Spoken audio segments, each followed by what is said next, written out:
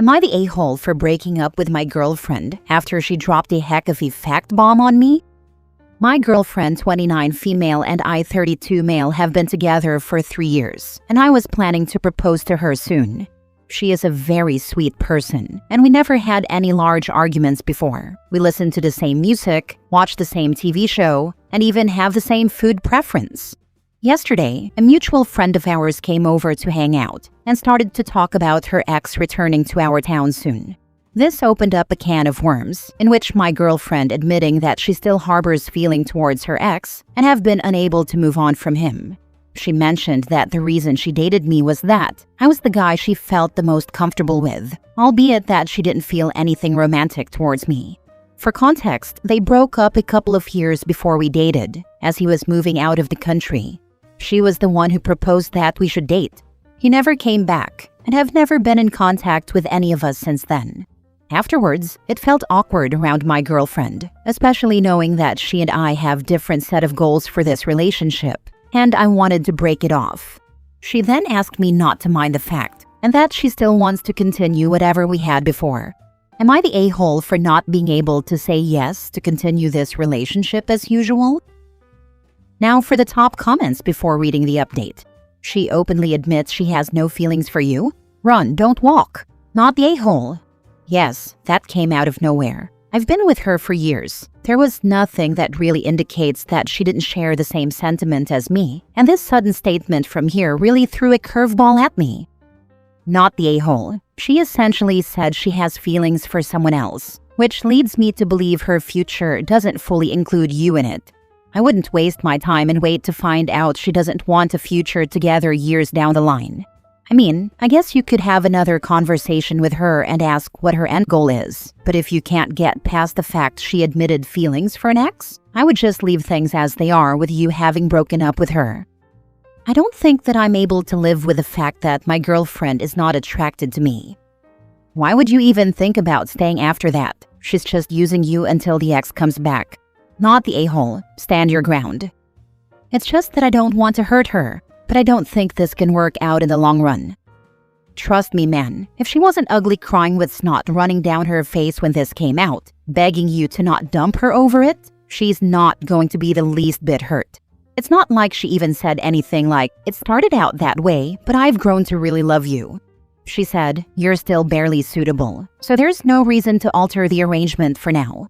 No reason to inconvenience yourself, though. Stop taking her out and spending money on her in any way, but continue to keep her around for sex and housework until you find her replacement. Don't feel guilty about it either. It's basically what she's been doing with you for 3 years. Now for some update. We broke up since the last post and aren't talking to each other till now. We had quite a lengthy talk before the breakup regarding her expectations of this relationship, our feelings, and the coulds and shoulds. She mentioned that she was looking forward to a marriage. I didn't tell her about my plan to propose, though. She attempted to reconcile, said that she accepted that her ex is no longer in love with her, and that she is starting to fall for me. But it's hard for me to believe that. She wanted us to start again from the beginning as friends and work our way up to how we were before the talk. But I personally think that would be impossible, at least for me. In the end, she reluctantly agreed to go our separate ways. As for me, I felt lighter, relieved, but not happy. I'm just glad that I don't have to question myself on the hows and whys anymore. I haven't told my mom yet. She would be devastated as they are close. These past few mornings, I have not woken up to her good mornings, and it felt a bit lonely. I'll manage, but I do need the time to recover. Next story. Am I the a-hole for rejecting my partner's proposal? I'm 27 female, and my partner, 27 male, have been together for 5 years. We met in college and he is my soulmate. We get along, have similar goals in life, and I can see my future with him. We moved in together a year ago, and around our anniversary last week, he asked to go to dinner at Sweet Tomatoes. For those of you who don't know, Sweet Tomatoes is a buffet chain in the US that shut down all locations after the COVID pandemic. A few years ago, one single Sweet Tomatoes reopened in Tucson, Arizona. My partner grew up going to Sweet Tomatoes and is very nostalgic about the place. I had never been, so I agreed to take a road trip with my partner to go to Sweet Tomatoes.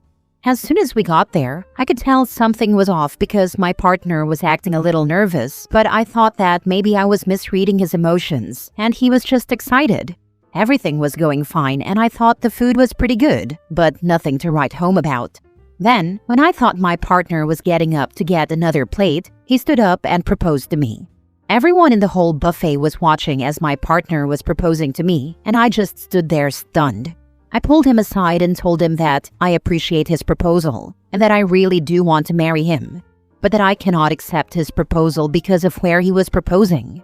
I couldn't help but feel like the proposal was a little bit selfish, as it was somewhere that only meant something to him.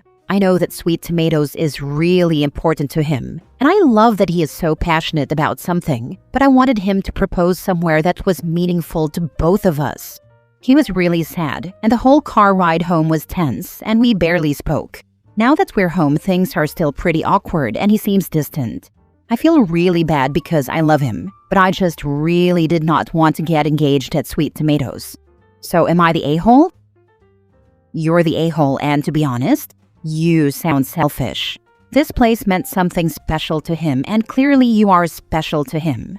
Proposing isn't about location. It's about the person you love asking you to be their life partner. I'm sure he's devastated. Yeah, I agree. It was his favorite childhood place that he was sharing with OP that clearly meant a lot to him. And she said no only because of the location? My husband of 7 years proposed over the phone during a fight. Lol. The whole thing was incredibly ridiculous. And of course I said yes. He proposed again later after we were married with an actual ring where we shared our first kiss. If I would have said no due to location, I would have missed out on the best thing to ever happen to me. It's sad people put so much emphasis on it being Instagram perfect. Be prepared for him to not propose again. That's a very difficult thing to come back from, especially with you saying he was being selfish. Consider it from his perspective. Your reaction wasn't to be excited that he proposed and be present with him in the moment. Your reaction was to judge him and decline his proposal because it wasn't good enough.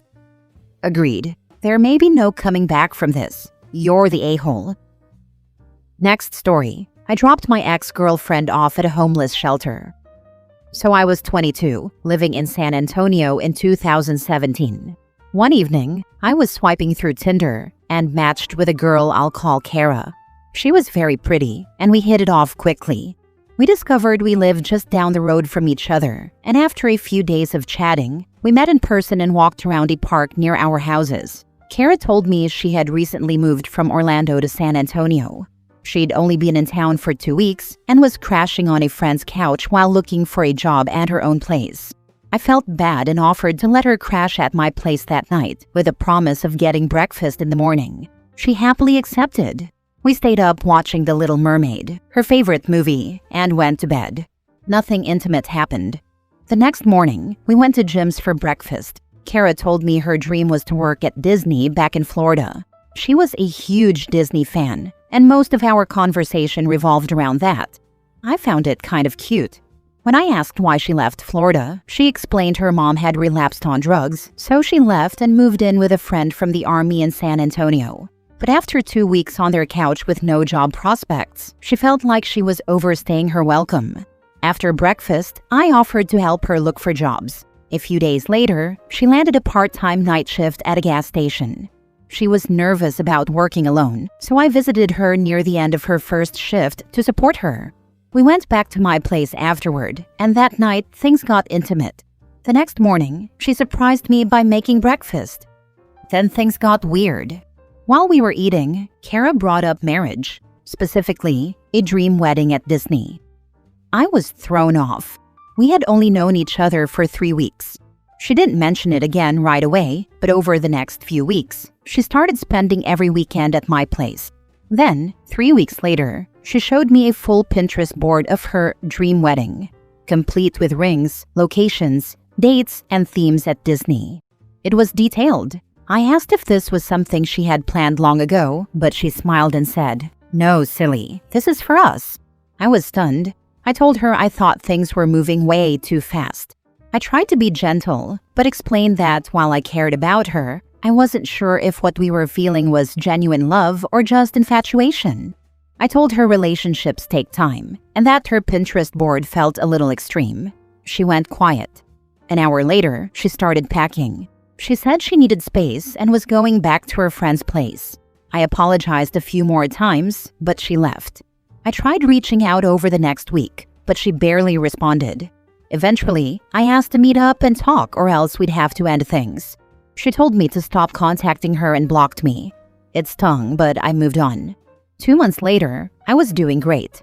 Then, at 11:30 p.m. on a Sunday night, I got a text from Kara. One word: help.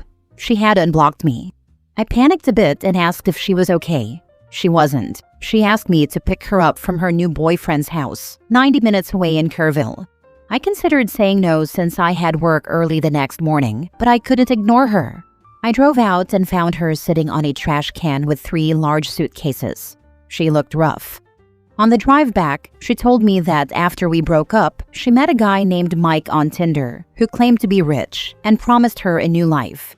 He said he had a ranch, a dealership, and would give her a dream wedding. Instead, he took her to his mom's filthy, roach-infested house. She was trapped there for weeks.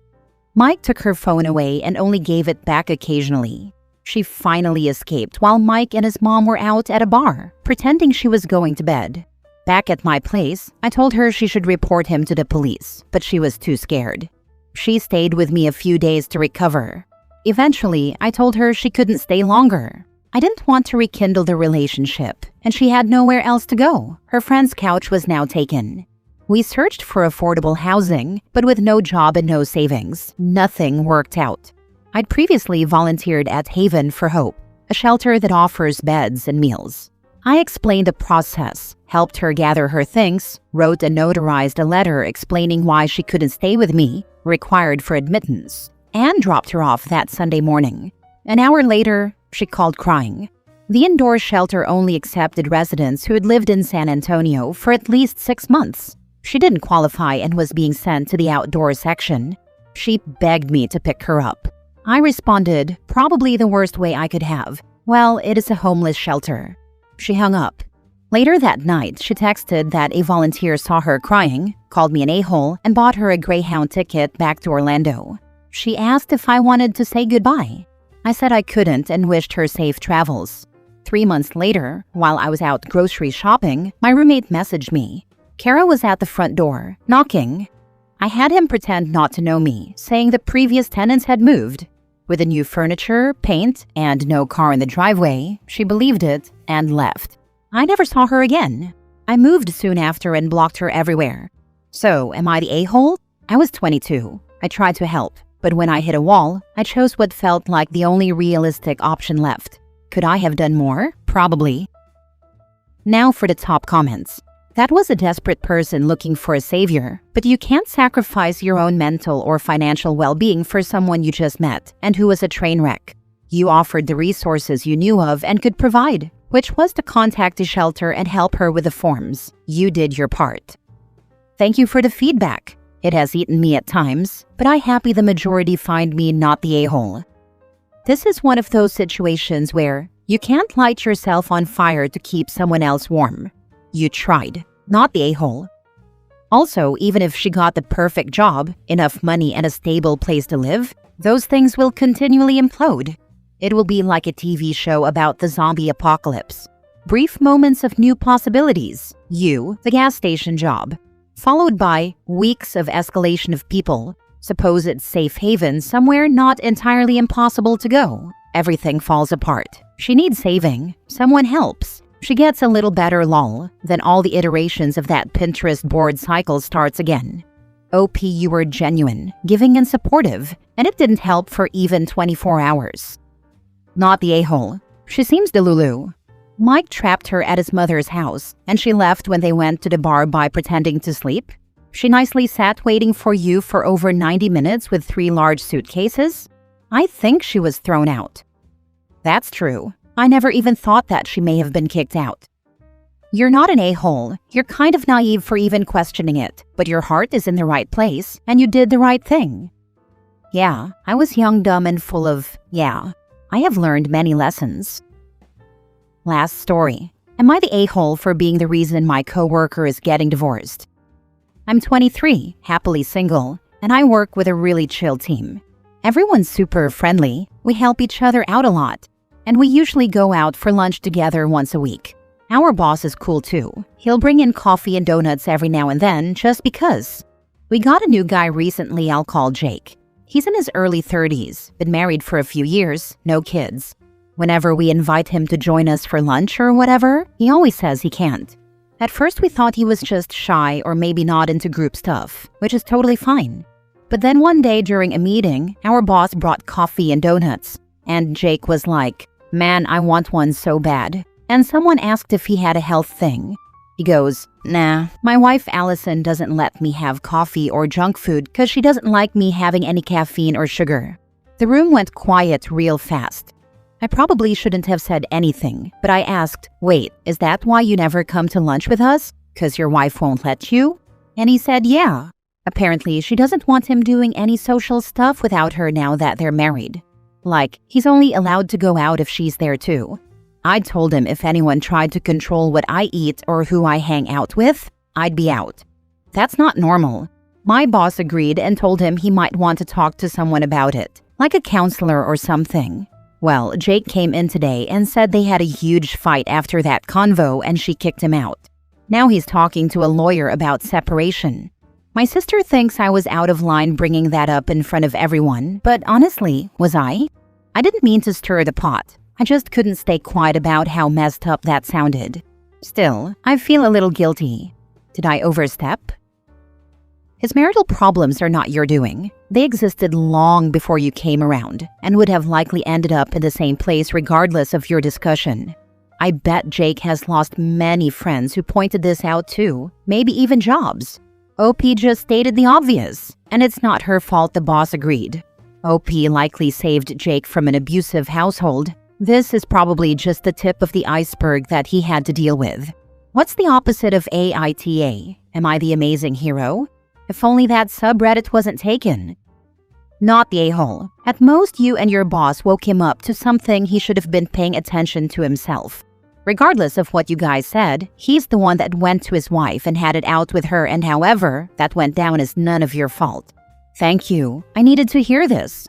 On one hand, I feel like our comments were the tipping point that caused him to turn his life upside down, which I feel guilty for. But on the other hand, I feel like no one should be in a relationship that makes them feel like they can't be themselves. Not the a-hole. From the inside, he may not have realized just how controlling and manipulative she was being. I know if I was that blinded, I would want someone to tell me life is too short to not be happy, and it doesn't really sound like he was happy. You did the right thing. I agree.